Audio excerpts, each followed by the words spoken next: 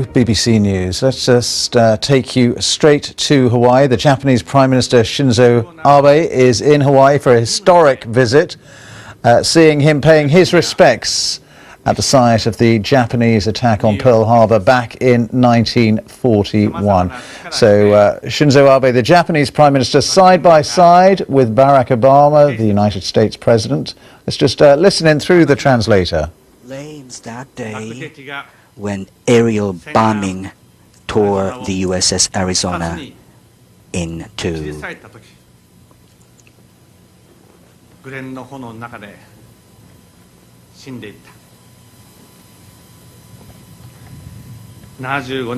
Even 75 years later, the USS Arizona, now at rest atop the seabed, is the final resting place for a tremendous number of sailors and Marines.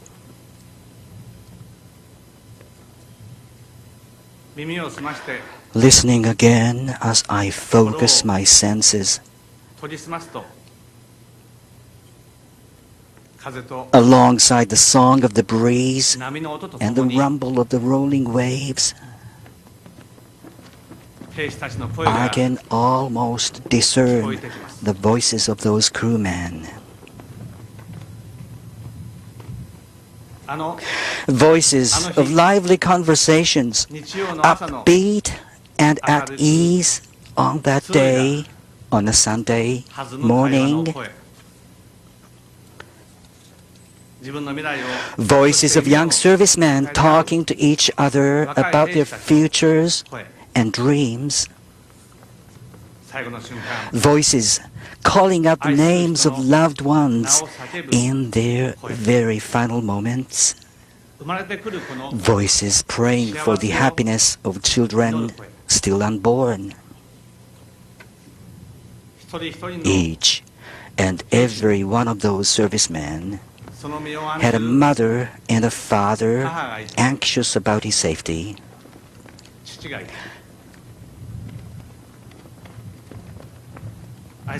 Many had wives and girlfriends they loved, and many must have had children they would have loved to watch grow up.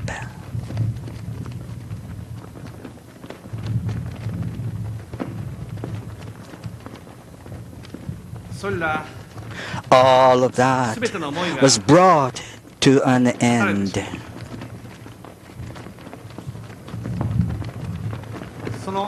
When I contemplate that solemn reality, I am rendered entirely speechless. Rest in peace, precious souls of the fallen. With that overwhelming sentiment, I cast flowers on behalf of Japanese people upon the waters where those sailors and Marines sleep. President Obama, the people of the United States of America, and the people around the world, as the Prime Minister of Japan, I offer my sincere and everlasting condolences to the souls of those who lost their lives here, as well as to the spirits of all the brave men and women whose lives were taken by a war that commenced in this very place, and also to the souls of the countless innocent people who became victims of the war.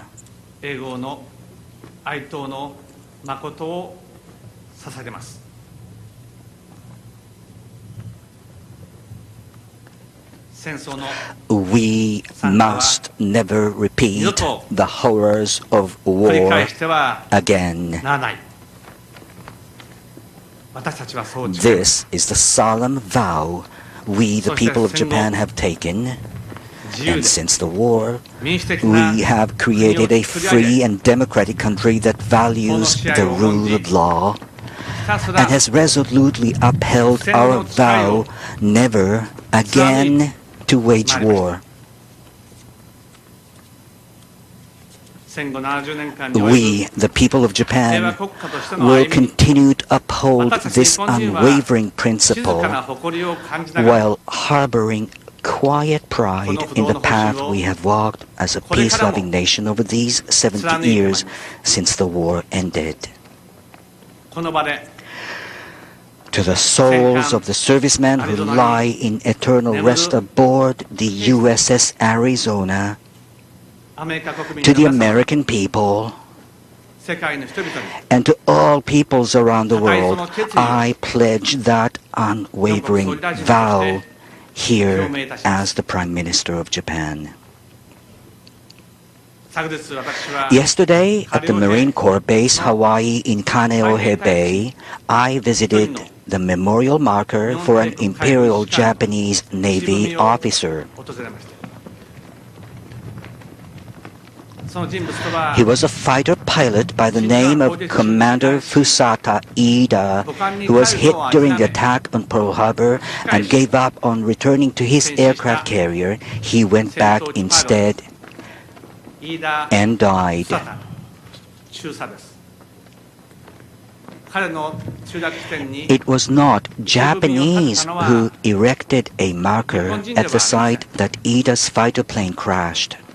It was U.S. servicemen who had been on the receiving end of his attack. Applauding the bravery of the dead pilot, they erected this stone marker. On the marker, his rank at that time is inscribed Lieutenant, Imperial Japanese Navy, showing the respect toward a serviceman who gave his life for his country. The brave respect the brave.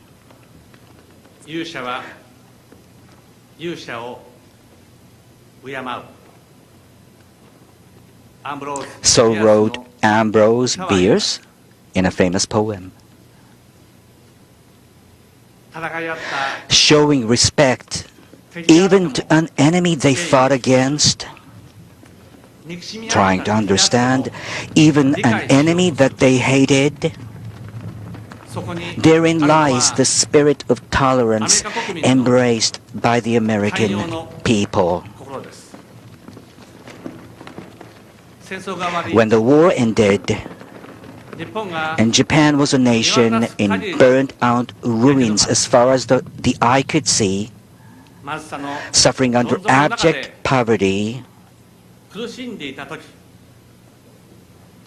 it was the United States and its good people that unstintingly sent us food to eat and clothes to wear.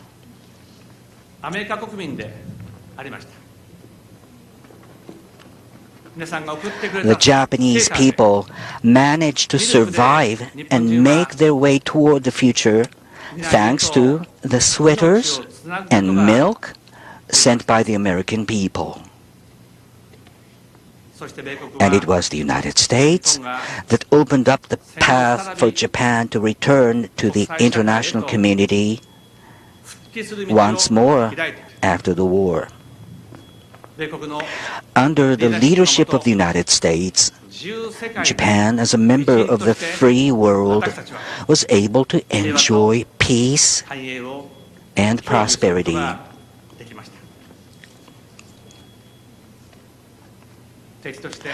The goodwill and assistance you extended to us Japanese, the enemy you had fought so fiercely, together with a tremendous spirit of tolerance, were etched deeply into the hearts and minds of our grandfathers and mothers.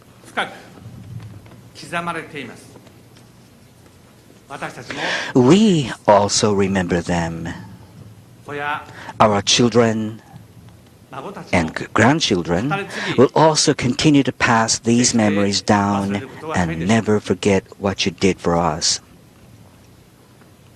The words passed through my mind. Those words inscribed on the wall at the Lincoln Memorial in Washington, D.C., where I visited with President Obama.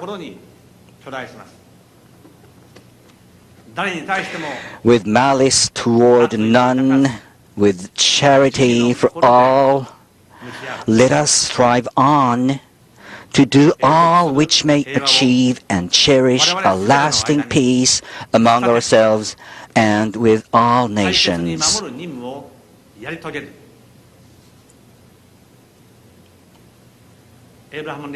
These are the words of President Abraham Lincoln.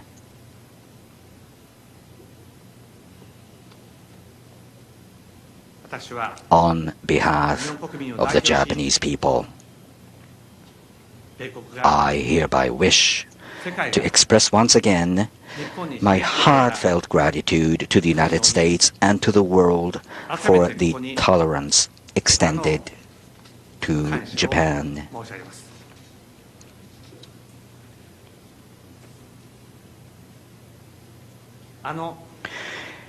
It has now been 75 years since that Pearl Harbor. Japan and the United States, which fought a fierce war that will go down in the annals of human history, have become allies with deep and strong ties rarely found anywhere in history. We are allies that will tackle together to an even greater degree than ever before the many challenges covering the globe. Ours is an alliance of hope that will lead us to the future. What has bonded us together is the power of reconciliation made possible through the spirit of tolerance.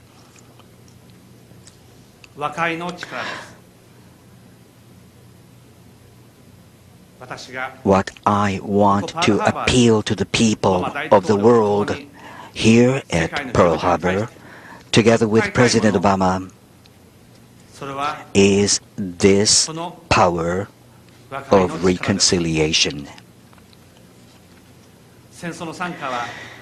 Even today, the horrors of war have not been eradicated from the surface of the world. There is no end to the spiral where hatred creates hatred. The world needs the spirit of tolerance and the power of reconciliation now, and especially now.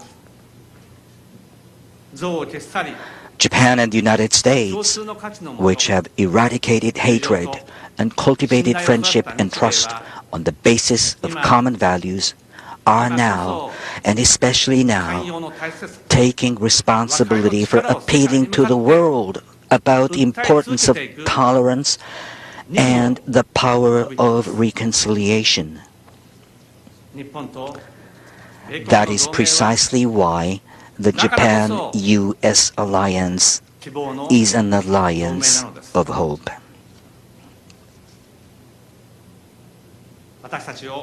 The inlet gazing at us is tranquil as far as the eye can see.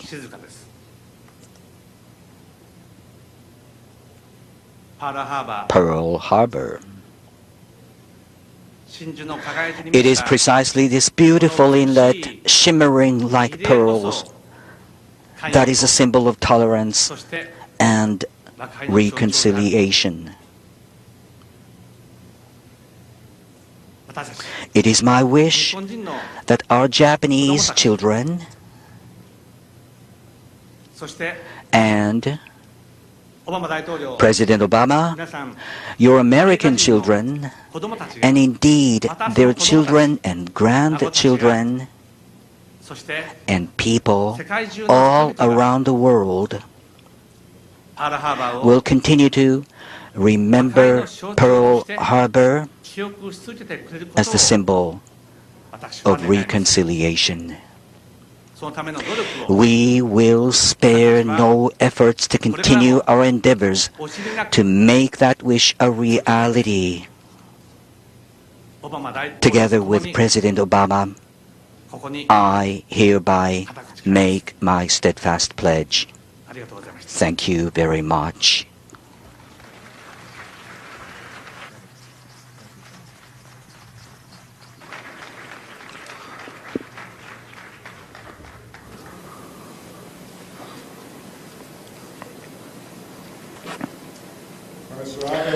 Abe 首相、 On behalf of the American people, thank you for your gracious words. Thank you for your presence here today. A historic gesture that speaks to the power of reconciliation and the alliance between the American and Japanese peoples. A reminder that even the deepest wounds of war can give way to friendship and lasting peace. Distinguished guests, members of our armed forces, and most of all, survivors of Pearl Harbor and their loved ones. Aloha. To Americans, especially to those of us who call Hawaii home, this harbor is a sacred place. As we lay a wreath or toss flowers into waters that still weep, we think of the more than 2,400 American patriots, fathers and husbands, wives and daughters, manning heaven's rails for all eternity. We salute the defenders of Oahu, who pulled themselves a little straighter every December 7th, and we reflect on the heroism that's shown here 75 years ago. As dawn broke that December day, paradise never seemed so sweet. The water was warm and impossibly blue. Sailors ate in the mess hall or readied themselves for church, dressed in crisp white shorts and t-shirts. In the harbor, ships at anchor floated in neat rows. The California, the Maryland, and the Oklahoma, the Tennessee, the West Virginia, and the Nevada. On the deck of the Arizona, the Navy band was tuning up. That morning, the ranks on men's shoulders defined them less than the courage in their hearts. Across the island, Americans defended themselves however they could, firing training shells, working old bolt-action rifles. An African-American mess steward, who would typically be confined to cleaning duties, carried his commander to safety and then fired an anti-aircraft gun until he ran out of ammo. We honor Americans like Jim Downing, a gunner's mate, first class of the West Virginia. Before he raced to the harbor, his new bride pressed into his hand a verse of Scripture. The eternal God is thy refuge, and underneath are the everlasting arms. As Jim fought to save his ship, he simultaneously gathered the names of the fallen so that he could give closure to their families. He said, "It was just something you do." We remember Americans like Harry Payne, a fireman from Honolulu who, in the face of withering fire, worked to douse burning planes until he gave his last full measure of devotion. One of the only civilian firefighters ever to receive the Purple Heart. We salute Americans like Chief Petty Officer John Finn, who manned a .50 caliber machine gun for more than 2 hours and was wounded more than 20 times, earning him our nation's highest military decoration, the Medal of Honor. And it is here that we reflect on how war tests our most enduring values. How even as Japanese Americans were deprived of their own liberty during the war, one of the most decorated military units in the history of the United States was the 442nd Infantry Regiment and its 100th Infantry Battalion, the Japanese-American Nisei. In that 442nd served my friend and proud Hawaiian Daniel Inouye, a man who was a senator from Hawaii for most of my life and with whom I would find myself proud to serve in the Senate chamber. A man who was not only the recipient of the Medal of Honor and the Presidential Medal of Freedom, but was one of the most distinguished statesmen of his generation as well.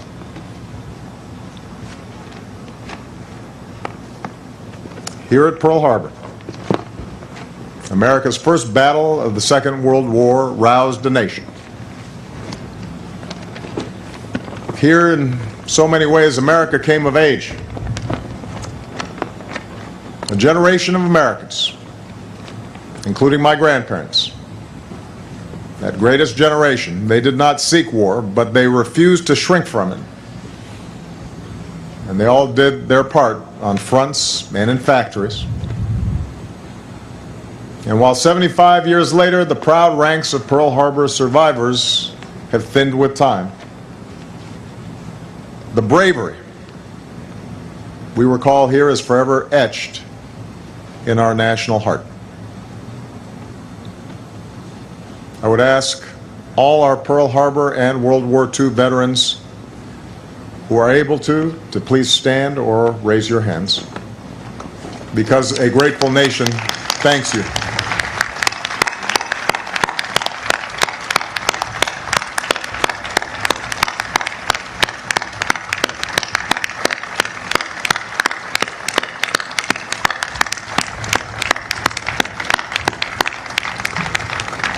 So there is President Obama side by side with the Japanese Prime Minister Shinzo Abe at Pearl Harbor.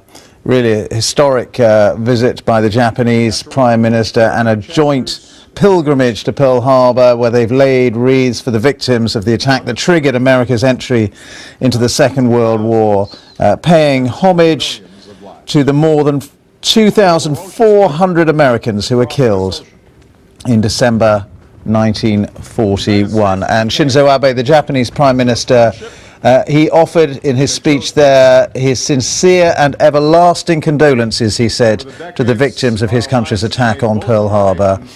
He said he'd been rendered speechless by the solemn reality of his visit to the site of the memorial to those who lost their lives in the Japanese attack. Extreme poverty.